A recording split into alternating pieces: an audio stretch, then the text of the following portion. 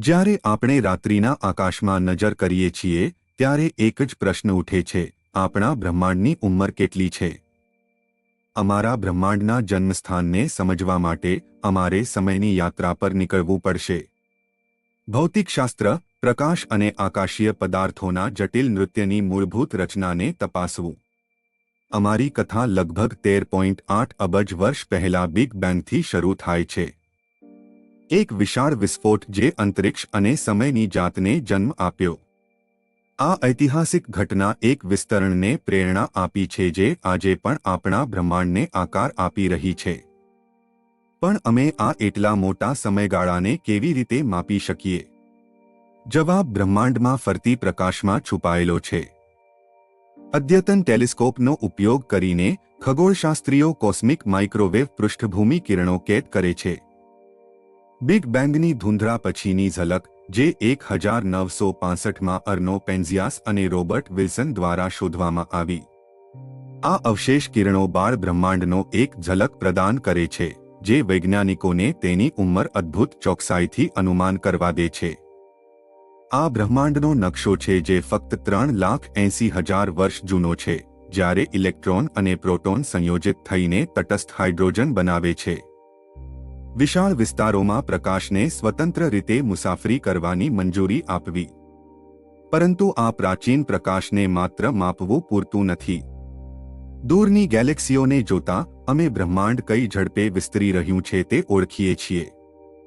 Edwin Hubble દ્વારા 1920ના દાયકામાં શરૂ કરાયેલ રેડશિફ્ટનો વિચાર દર્શાવે છે કે જેટલું વધુ એક ગેલેક્સી આપણાથી દૂર છે તેટલું જ તે ઝડપથી દૂર જાય છે. આ પરિપ્રેક્ષ્ય વિસ્તરતા બ્રહ્માંડને સમજવા માટે એક સ્પષ્ટ માર્ગ પ્રદાન કરે છે. હબલના કાયદા દ્વારા અમે હબલ સ્થિર તરીકે ઓળખાતા વિસ્તરણની દરને કાઢીએ છીએ.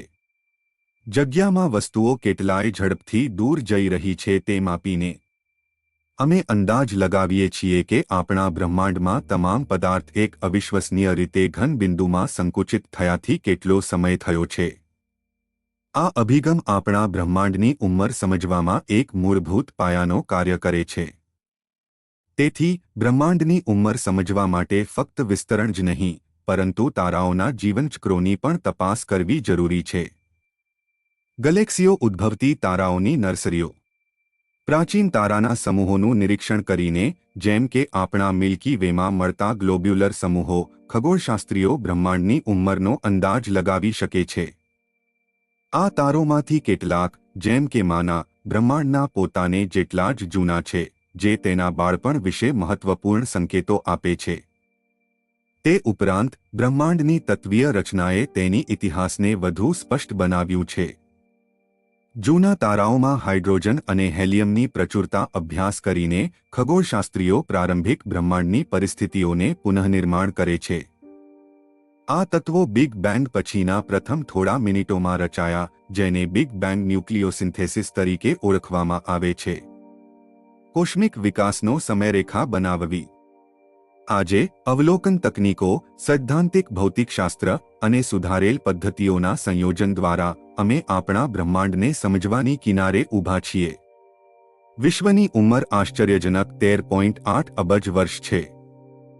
વૈજ્ઞાનિક તપાસના આ પરસ્પર જોડાયેલા રેખાઓ દ્વારા કોસ્મિક લેજરમાં કાળજીપૂર્વક ઉકેલવામાં આવેલ એક સંખ્યા. જ્યારે અમે બ્રહ્માંડની શોધ ચાલુ રાખીએ છીએ ત્યારે યાદ રાખો, ઉપરના દરેક ઝળહળતા તારા અમને સમયના પ્રારંભ સાથે જોડે છે. વિશ્વના રહસ્યોના દરેક ઉઘાડા સાથે અમે આ મહાન કોસ્મિક તાપેસ્ટ્રીમાં વસવાટ કરવાનો અર્થ ફરીથી વ્યાખ્યાયિત કરીએ છીએ. આ કક્ષામાં અમારી સાથે જોડાઓ અને કદાચ આપણે મળીને અવકાશની વિશાળતામાં છુપાયેલા વધુ રહસ્યોને ઉકેલવા માટે સમર્થ થઈશું. કોસ્મિક અન્વેષણો માટે વધુ સબસ્ક્રાઇબ કરો.